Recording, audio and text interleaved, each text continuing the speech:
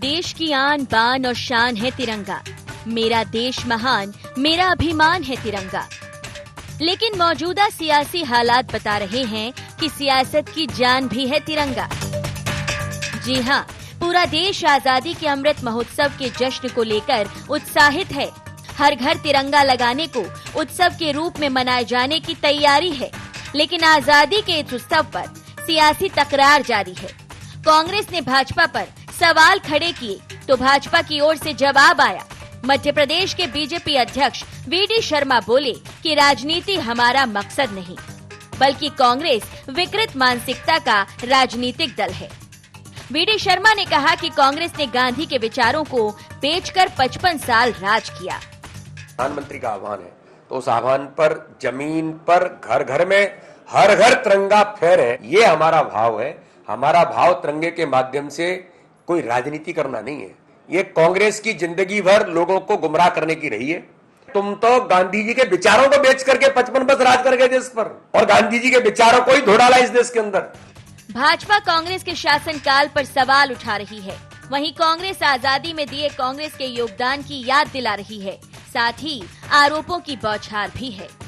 की विचारधारा पे तो आरोप लगते हैं, गांधी की हत्या से लेके अंग्रेजों की मुखबिरी करने के, माफीनामा लिखने के। आज ये लोग देशभक्ति का सर्टिफिकेट खुद को दे रहे हैं। आज ये लोग तिरंगे की बात कर रहे हैं। तिरंगे से तो कभी इन्होंने प्रेम ही नहीं किया। अपने आरएसएस कार्यालय पे 52 साल तक तिरंगा नहीं फहराया, तिरंगे को कभी सम्मान नहीं दिया, देश की आज़ादी में कोई योगदान नहीं। आज छद्म देशभक्ति बताकर खुद को देशभक्त बताने में लगे, जबकि पूरा देश इनकी सच्चाई को जानता है।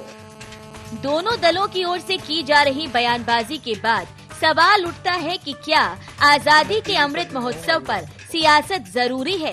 क्यों कांग्रेस इसे भाजपा का इवेंट बता रही है? क्यों भाजपा कांग्रेस नेताओं को कटघरे में ला रही है?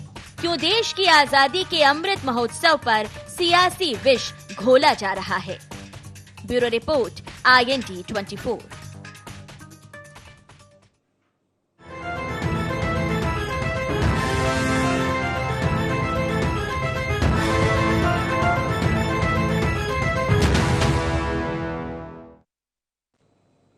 नमस्कार, IND एजेंडा में आपका स्वागत है। मैं हूं राघवेंद्र सिंह।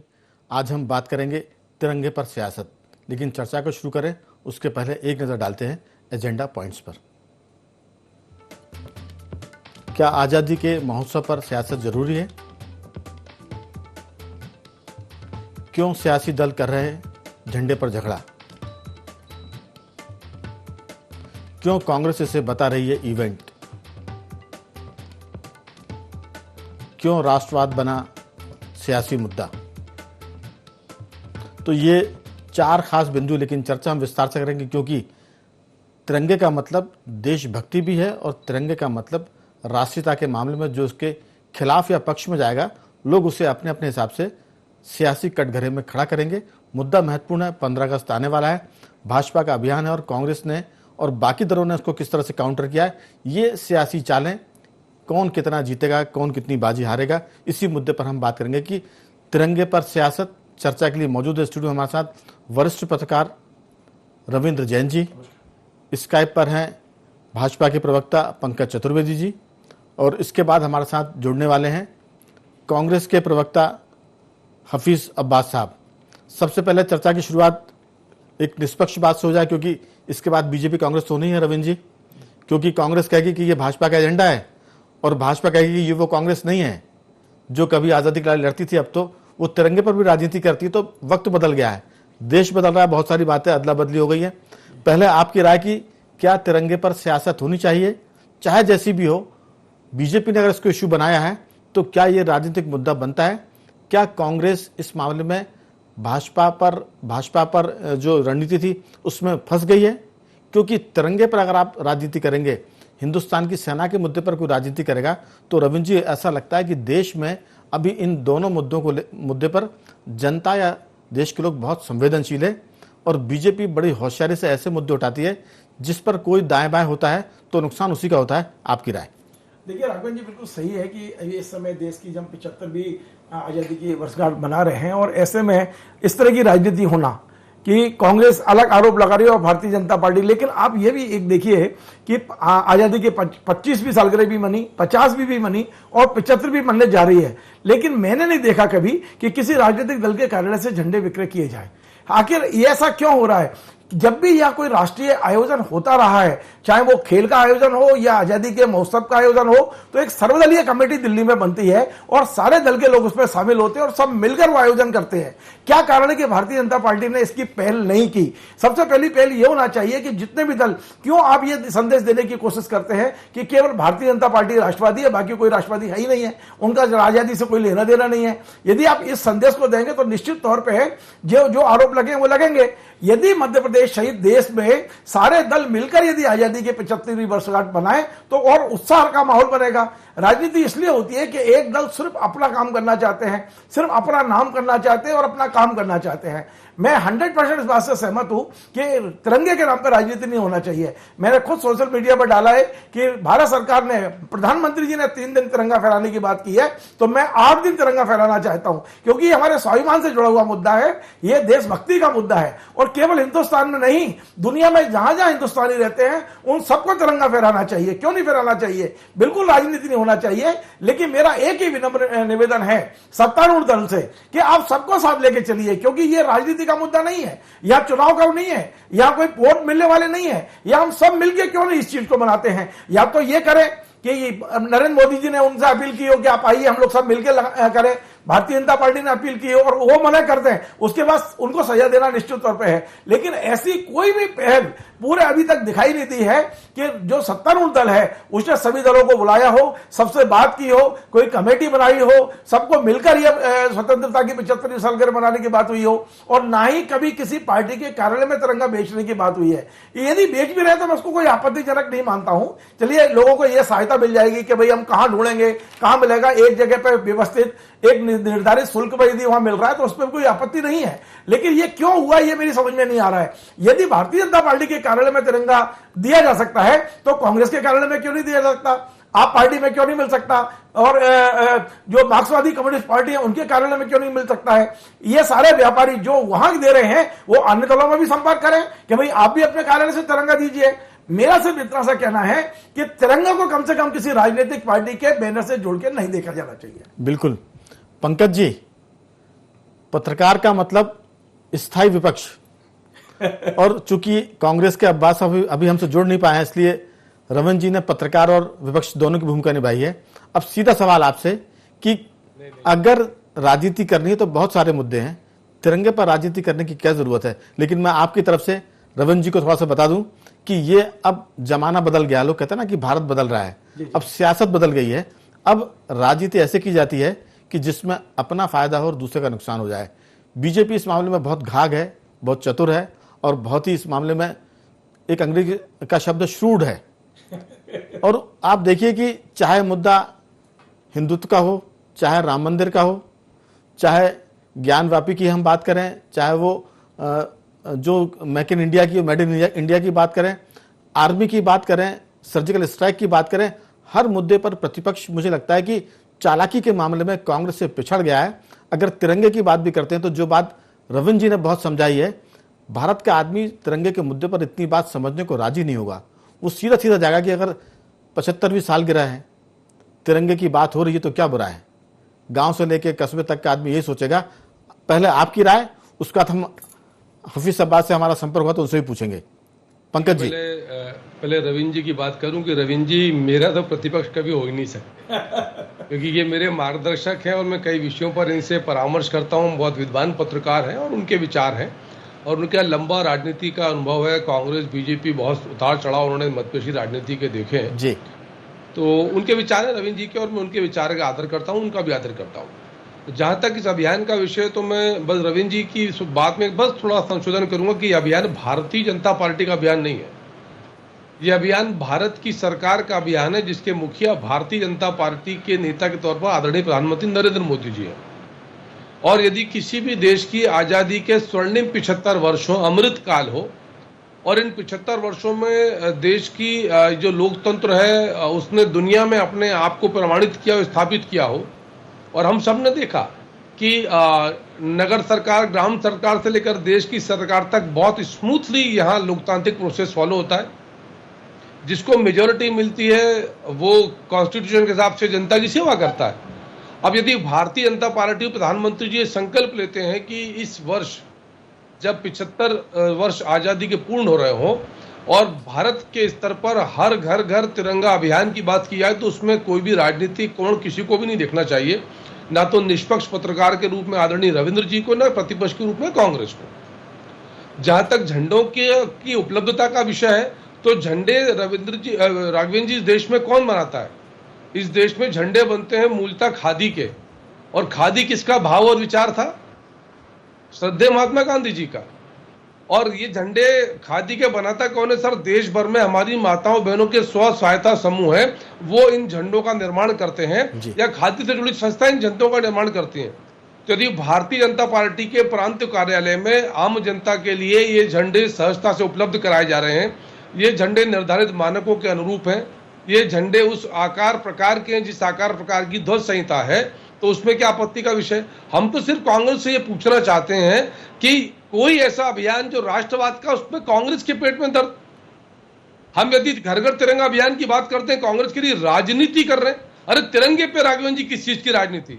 जो रविंद्र जी ने कहा कि पूरी दुनिया में 700 करोड़ लोग में जो भी भारत का अंश और वंश है उसको तिरंगा लेकर चलना चाहिए। शर्म नहीं आती कांग्रेस को? अभी रूस यूक्रेन के युद्ध में पाकिस्तान बांग्लादेश के लोगों ने हमारा तिरंगा लेकर अपनी जान बचाई। जो तिरंगा लेकर चल रहा था उसको ना रूस की सेना कष्ट दे रही थी, ना यूक्रेन के लोग परेशान कर रहे थे। इतना मान सम्मान आदर हमारे तिरंगे का है, उसको लेकर कांग्रेस को आपत्ति है। सरकार का आह्वान हो गया है ना, आह्वान हो गया। अलग अलग पीले चावल जाएंगे तिरंगे के लिए राघवेंद्र जी, कि कांग्रेस को पीले चावल अलग, मार्क्सवादी को अलग, कम्युनिस्ट को अलग, आपको अलग, खास को अलग, आम को अलग, ऐसा होगा सर? तिरंगे का तो वो आह्वान है जिसके लिए कोई राजनीति, धर्म, जाति, पंथ, मजहब होना ही नहीं चाहिए। ये सारे भारतवासियों के लिए मान सम्मान, स्वाभिमान, अस्मिता का प्रतीक है, और सबको सहर्ष इसका स्वागत करना चाहिए। प्रतीक्षा कर रहे हैं कि पीला चावल कोई देगा, तिरंगे के लिए आमंत्रण, अवसर कहना ही नहीं चाहिए। मतलब विरोध की स्वर, इस पे तो प्रशंसा होनी चाहिए कि बहुत अद्भुत अभियान प्रारंभ किया कि उस दिन 15 अगस्त को पूरे देश में, और हम अभियान कब शुरू करेंगे? 2 दिन पहले, 13, 14, 15, ताकि पूरे भारत में अटक से कटक तक, कश्मीर से कन्याकुमारी तक हर घर में तिरंगा लहराए। भारतीय जनता पार्टी का कार्यकर्ता जाएगा तिरंगा लेकर, घर घर तिरंगा अभियान की बातचीत हम करेंगे। मुझे आश्चर्य है कि कांग्रेस इसको राजनीति कहती है, भारतीय जनता पार्टी का अभियान बताती है। अरे राष्ट्रवाद से जुड़े हर अभियान पर, तिरंगे से हर जुड़े अभियान पर कांग्रेस को भी उतनी सक्रियता दिखानी चाहिए। हम जो कहते हैं राघवेंद्र जी, प्रोएक्टिव। यदि आज प्रधानमंत्री नरेंद्र मोदी जी ने प्रोएक्टिव स्टेप लिया, पूरे देश में एक आह्वान किया, उस पर आपत्ति? ये सिर्फ आपत्ति इसलिए है राघवेंद्र जी कि ये नरेंद्र मोदी जी का अभियान है। नरेंद्र मोदी जी भारतीय जनता पार्टी के नेता है, और जो लोग ऐसा समझते थे कि देश की आजादी, देश के सरकार पर उनका कॉपीराइट है, जिनको जनता ने सत्ता से बेदखल कर रखा है, उनको पीड़ा है। शर्म नहीं आती कांग्रेस को? तिरंगे के ऊपर आप विरोध करते हो। आप तिरंगे के विरोध में राघवेंद्र जी किसी प्रकार का विरोध किसी को नहीं करना चाहिए, चाहे भारतीय जनता पार्टी हो, कांग्रेस हो। पंकज जी जवाब के लिए प्रस्तुत हो चुके हैं हफीज अब्बास साहब। यही तो भाजपा की चतुराई है, यही तो बीजेपी की चतुराई है कि वो ऐसे मुद्दे लेकर आती है। चाहे राम मंदिर के मामले में देखिए, आपकी 80% हिंदू एक तरफ खड़ा हो गया। मेक इन इंडिया की बात करी, सर्जिकल स्ट्राइक की बात की, तो पूरा देश भाजपा के साथ खड़ा हो गया, क्योंकि बीजेपी आर्मी की बात करती है, पाकिस्तान पर सर्जिकल स्ट्राइक की बात करती है। तो मुद्दे आपके गड़बड़ नहीं है, चतुराई है कि आपके मुद्दों पर विपक्ष फंस जाता है, और जब वो फंस जाता है तो फिर लाभ आपको हो जाता है। तो ये जो मुद्दा है, इस पूरे मामले को, राष्ट्रीयता के मामले को जिस चतुराई से आपने हैंडल किया है, पूरा विपक्ष उसमें फंस गया है। अगर वो नहीं करेगा तो जनता की आलोचना का शिकार होगा, अगर वो करेगा तो भाजपा के झंडे तले खड़ा हो गया। इस तरह की बहुत सारी बातें, दुविधाएं, भ्रम की स्थिति विपक्ष में चल रही है। मैं पूछूंगा हफीज जी से, हफीज अब्बास साहब, कि क्या वजह है कि आप बीजेपी की जो चतुराई है उसके सामने थोड़े से पिछड़ जाते हैं, सीधे पड़ जाते हैं? कहीं पर भी राघवेंद्र जी तिरंगे का विरोध तो कांग्रेस पार्टी कर ही नहीं सकती। ये तो वो पार्टी है जिसने तिरंगे को आन बान शान बनाकर और अपने सर माथे के ऊपर रखने का काम किया है, अपने प्राणों की आहुति दी है।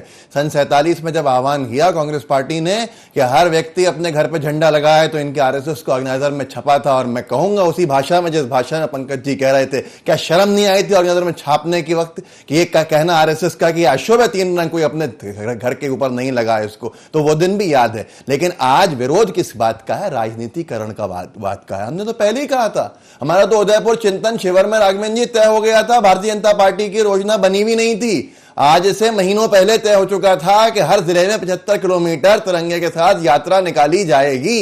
ये बात हमारी पहले से तय है, हमारा प्रोग्राम पहले से सेट है और हमारे लिए कोई ये नई चीज नहीं है। लेकिन हाँ, एक बात कहूंगा कि जो बात इस चर्चा में आ गई, मैं सुनता हुआ आ रहा था, माननीय बीजेपी के प्रवक्ता जी कह रहे थे खादी का बनता है, खादी का काम कौन करता है और उसका विरोध कर रहा है। विरोध पॉलिएस्टर के ऊपर बनाने का है, विरोध जो है फ्लैग कोड के अंदर बदलाव का है कि आपने उसके अंदर परिवर्तन किया। कहां कहां पर जो पॉलिएस्टर पर छापे गए अगर तिरंगे, उसका अगर आप साथ हैं तो मुझे लगता है कि बहुत सी चीजें आपके अंदर परिवर्तित हो गई हैं जो हमारे अंदर नहीं हो सकती हैं। अब यहाँ सबसे बड़ा विषय यह है कि राजनीति कौन कर रहा है तिरंगे के नाम पर, कौन उसके नाम पर वोट मांगने की कोशिश कर रहा है, जैसे सेना के नाम पर वोट मांगे गए। आज यहाँ तिरंगे को क्या राजनीति का केंद्र बनाया जाएगा? क्या राजनीति का केंद्र बिंदु बनाया जाएगा? हम तो पहले दिन से कहते हैं कि तिरंगे के साथ ही जाना है। हमारा तो खुद पार्टी का झंडा तिरंगे की तरह की तर्ज के ऊपर है।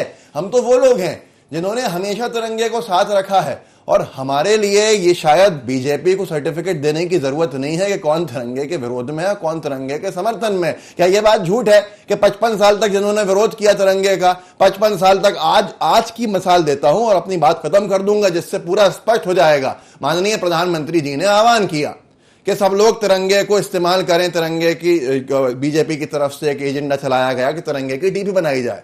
प्रधानमंत्री महोदय का जो ट्विटर है, फेसबुक है, सब प्रोफाइल पिक्चर्स तिरंगे के रूप में आ गई।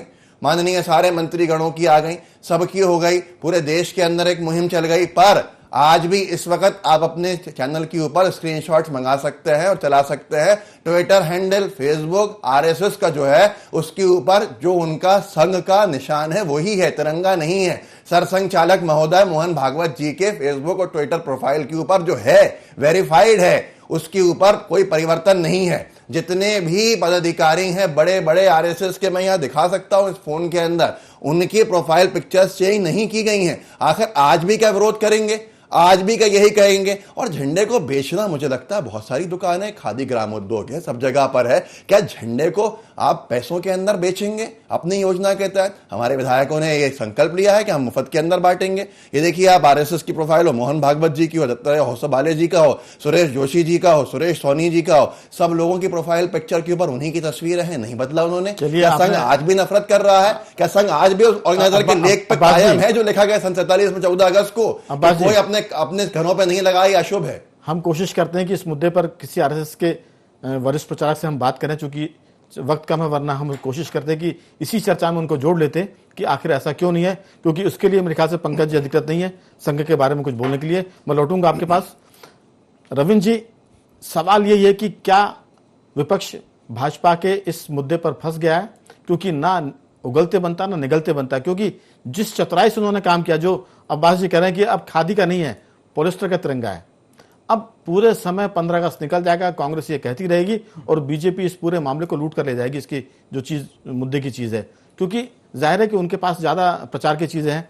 तो सीधी सी बात है कि कांग्रेस को किसने रोका है, विपक्ष को किसने रोका है? वो भी झंडे बांटे, जैसा अब्बास जी ने कहा कि वो कांग्रेस के विधायक मुफ्त में झंडे बांटेंगे, पैसे से नहीं करेंगे। लेकिन बेहतर होगा कि इस मुद्दे को मुद्दा बनाने के बजाय सब मिलकर करते। जो आपने शुरुआत में कहा था कि बीजेपी ने क्यों नहीं सब दलों की बैठक एक साथ की, रविंद्र जी यही तो चतुराई है। एक साथ करते तो फिर इसका जो लाभ मिलना था वो नहीं मिल पाता। अब लाभ मिलेगा, लोग चर्चा करेंगे, हम डिबेट कर रहे हैं, बात गांव तक जाएगी, देहात तक जाएगी, कस्बों तक जाएगी, और फिर लोग अपने अपने हिसाब से तय करेंगे कि कांग्रेस इस तिरंगे के खिलाफ है, बीजेपी के लोग बोलेंगे कि हम तो राष्ट्रवाद की बात करते हैं। ये बहुत सारी बातें आएंगी। आपकी राय? देखिए राघवन जी, आपने सवाल किया और जवाब भी आपकी ओर से ही है। आप खुद स्वीकार कर रहे हैं कि भारतीय जनता पार्टी बड़ी घाघ पार्टी है। मैंने तो शुरुआत में प्रचार तंत्र, मैंने प्रारंभ में कहा था, बोल रहा हूं, प्रचार तंत्र उनका इतना बड़ा प्रचार तंत्र है उनके पास में कि वो अपनी बात को आगे रखेंगे बजाय भी, और भारतीय जनता पार्टी कांग्रेस कहीं ना कहीं उनकी जाल में फंस जाती है। निश्चित तौर पर मैं इस बात को स्वीकार करता हूं कि कांग्रेस के पास में उतना ना तो प्रचार तंत्र है, ना सोशल मीडिया पर उतने वो एक्टिव है, और भारतीय जनता पार्टी का चाहे वो सत्ता हो या संगठन हो, ये जो भी निर्णय लेते हैं वो निश्चित तौर पर राजनीति को ध्यान में रख के लेते हैं, वोट को ध्यान में रख कर लेते हैं निर्णय। इसी में एक बात बोल रहा हूं, जैसे जयपुर अधिवेशन में अब्बासी ने जिक्र किया कि उदयपुर, उदयपुर हम तो पहले तय कर चुके थे, अब फैसला कांग्रेस का है। इस पूरे मामले को किसने टेकअप कर लिया, लेकिन कैप्चर कर लिया? अब बात तो बीजेपी की हो रही है। राघवन जी, मैं ये कह रहा हूं कि पंकज जी ने हर बात का जवाब दिया, लेकिन मैंने जो मुद्दा उठाया था उसका जवाब पंकज की ओर से नहीं आया, पंकज जी की ओर से नहीं आया, और वो ये था कि अभी तक कांग्रेस में पंकज जी खुद भी रहे हैं, और कांग्रेस इस तरह के जो आयोजन करती थी, जो राष्ट्रवादी आयोजन हुआ करते थे, उसमें सर्वदलीय बैठक हुआ करती थी। हमने देखा है कि अटल जी और राजीव गांधी साथ बैठा करते थे देश के मुद्दों पर। यह प्रथा क्यों बंद हुई, इसका कोई जवाब नहीं आया है। मैं लगातार यही बात कह रहा हूं कि यदि इसको वाकई राष्ट्रवाद से जोड़ना है, राष्ट्रीय अस्मिता से जोड़ना है, तो आप हिंदुस्तान के घर घर की बात कर रहे हो, तो हर दल की बात क्यों नहीं कर रहे हो? आप हर दल की बात क्यों नहीं कर रहे हो? यदि आप भारतीय जनता पार्टी के कार्यालय में झंडे को उपलब्ध कराने की बात, मैं बेचने की बात नहीं कर रहा हूं, ये उपलब्ध कराने की यदि बात कर रहे हो, जल्दी से पूछ लेते हैं पंकज जी, इसका जवाब दीजिए कि सबको साथ लेकर क्यों नहीं चल रहे हैं? सर, अभियान का नाम क्या है सर? घर घर तिरंगा अभियान। भाजपा के घर घर तिरंगा अभियान नहीं है, और घर घर तिरंगा अभियान में भारतीय जनता पार्टी के कार्यकर्ता देश में उन सब स्थानों पर जाएंगे जहां कांग्रेस के विचारधारा के लोग भी हैं, कांग्रेस के पदाधिकारी। ये भारतीय जनता पार्टी क्यों आ रहा है, यही बात है ना। मैं दे रहा हूं उत्तर। भारतीय जनता पार्टी से आ रहा सर कि भारत सरकार का आह्वान है, और भारतीय जनता पार्टी की सरकार दिल्ली में है, और हम हमारे प्रधानमंत्री जी के निर्देशों का 100% पालन करेंगे। मतलब आप भारतीय जनता पार्टी का कार्यक्रम कर देंगे इसको? नहीं सर, भारतीय जनता पार्टी का कार्यक्रम कर देंगे। मेरा सर उत्तर सुन लीजिए। ये अभियान यदि ये होता कि भाजपा का घर घर अभियान, और हम सिर्फ भारतीय जनता पार्टी के कार्यकर्ताओं के घर जाएंगे या पदाधिकारी घर जाएंगे, ऐसा तो नहीं। हम देश के हर घर में जाएंगे जहां कांग्रेस के कार्यकर्ता पदाधिकारी हैं या दूसरी राजनीतिक विचारधारा के लोग भी हैं। तो ये अभियान भारतीय जनता पार्टी का अभियान नहीं है, ये भारत सरकार का देशव्यापी अभियान है, और भारतीय जनता पार्टी भारत सरकार के प्रधानमंत्री आदरणीय नरेंद्र मोदी जी जो हमारे नेता हैं, उनके अभियान को प्राण प्रण से पूर्ण करने के लिए संकल्प प्रतिबद्ध है। और तिरंगे के लिए सर किसी आमंत्रण की आवश्यकता क्या है? हम तो ये पूछ रहे हैं कि जब इस अभियान का जब कॉल हुआ तब कांग्रेस से क्यों नहीं गया कि हम इसका समर्थन करते हैं, हम भी करके तिरंगा लहराएंगे। बस यही तो उदयपुर जयपुर की बात की जा रही है सर। यही तो कांग्रेस बेचारी थोड़ी सी पिछड़ गई, और आपने बाजी मार ली। मैं पूछ लेता हूं हफीज जी, मुद्दा आपका है, टेक ओवर बीजेपी ने कर लिया, नहीं आप थोड़ा सा पिछड़ गए। टेक ओवर नहीं किया, हम ना पिछड़े हैं ना पिछड़ेंगे, हम तो हर साल करते आए हैं, और एक सदी होने वाली है पूरी, 100 साल का पूरा हो जाएगा कुछ वक्त के बाद। अभी 70-80 साल तो हो ही चुके हमको करते करते। भाजपा नया नया काम कर रही है, इवेंट बना के, जो अपमान की शक्ल के अंदर है। हम उसको उस तरह से नहीं कर सकते कि विक्रय करें और कंपनी उसको ठेका दें, 11 कंपनी में 7 कंपनियां गुजरात की हो जाए, 1000 करोड़ का ठेका हो जाए, ये बहुत सारे बड़े विषय हैं। लेकिन मैं अभी हाल के ही कुछ 3-4 उदाहरण देना चाहता हूं। भाजपा का तिरंगा प्रेम जो है वो नया नया कैसे है। के.एस. ईश्वरप्पा जी कर्नाटक के क्या देश के कद्दावर नेता हैं, बीजेपी के केंद्र के अंदर मंत्री भी रहे और बहुत बड़े बड़े पदों के ऊपर रहे।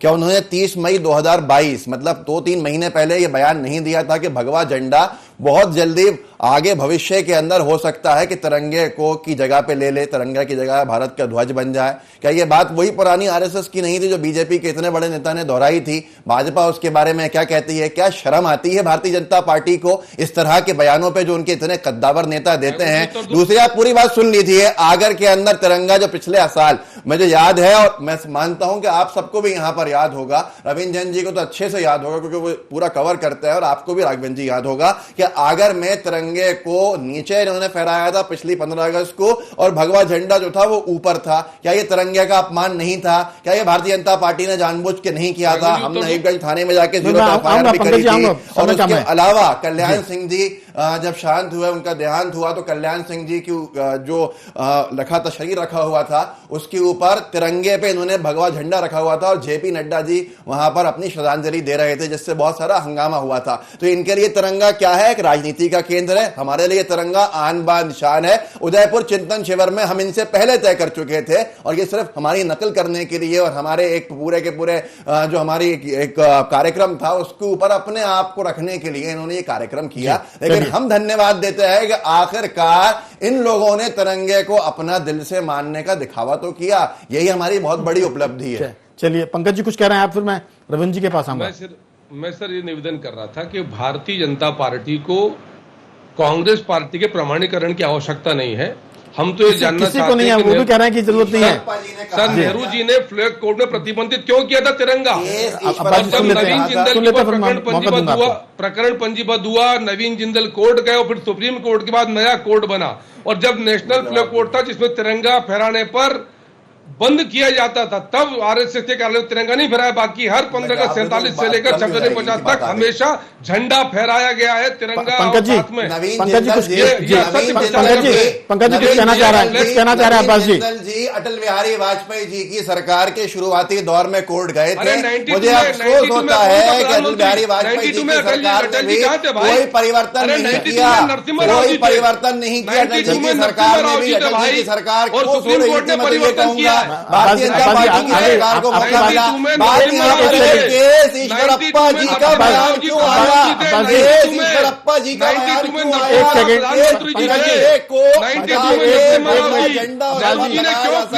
प्रतिबंधित किया तिरंगा? बात सुन लीजिए, नेहरू जी ने फ्लैग कोड में तिरंगा प्रतिबंधित क्यों किया बताइए आम आदमी के लिए। प्लीज 2 मिनट के लिए रुके, आप समय कम है, आप अपनी बात को आसानी से कहा, क्योंकि जोर से बोलेंगे वो भी कुछ समझ में नहीं आएगा। मैं यही कह रहा हूं कि आज यहाँ सबसे बड़ा मैंने एक पॉइंट रखा, उस पर कोई जवाब नहीं है। बीजेपी के इतने कद्दावर नेता केस ईश्वरप्पा जी का बयान ऐसा क्यों था?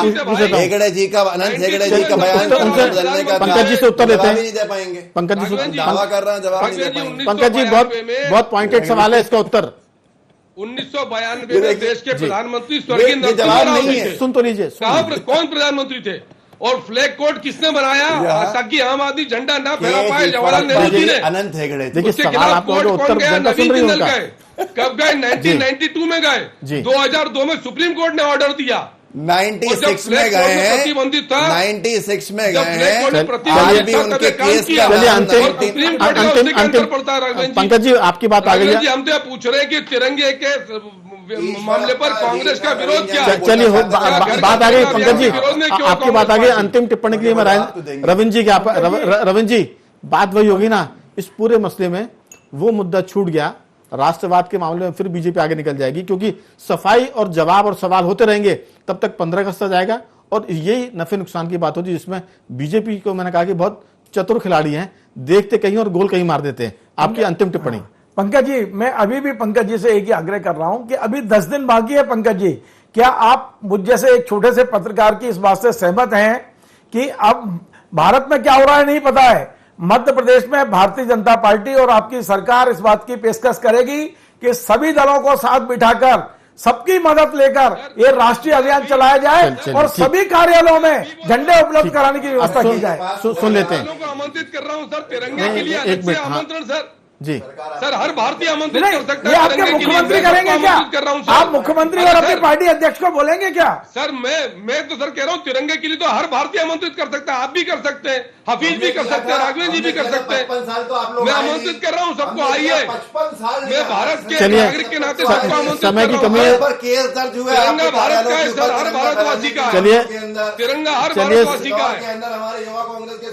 है। चलिए सबका बहुत बहुत धन्यवाद। पंकज जी आपका भी और हफीज अब्बास साहब आपका भी और रविंद्र जी आपका भी। लेकिन कुल मिलाकर बीजेपी इस मामले में बहुत चतुराई से आगे निकलने की कोशिश कर रही है। जैसे एक क्रिकेट या हॉकी का मैच होता है तो हम कह सकते हैं कि गोल कहां मारना है, बीजेपी ने इशारा कहीं और किया, गोल कहीं और पड़ रहा है। 15 अगस्त तक जो स्थिति बनेगी, जैसे हमारे वरिष्ठ पत्रकार रविंद्र जैन बोल रहे थे कि बीजेपी सबको साथ लेकर क्यों नहीं आती, लेकिन यही तो राजनीति है। देश बदल रहा है, सियासत बदल रही है, तो कुल मिलाकर तिरंगे पर सियासत 15 अगस्त तक जारी रहेगी, क्योंकि 15 अगस्त के बाद तब कोई और दूसरे मुद्दे आएंगे। एजेंडा में आज सिर्फ इतना ही, कल किसी और मुद्दे पर आपसे बात करेंगे। तब तक बने रहिए हमारे साथ और देखते रहिए IND 24।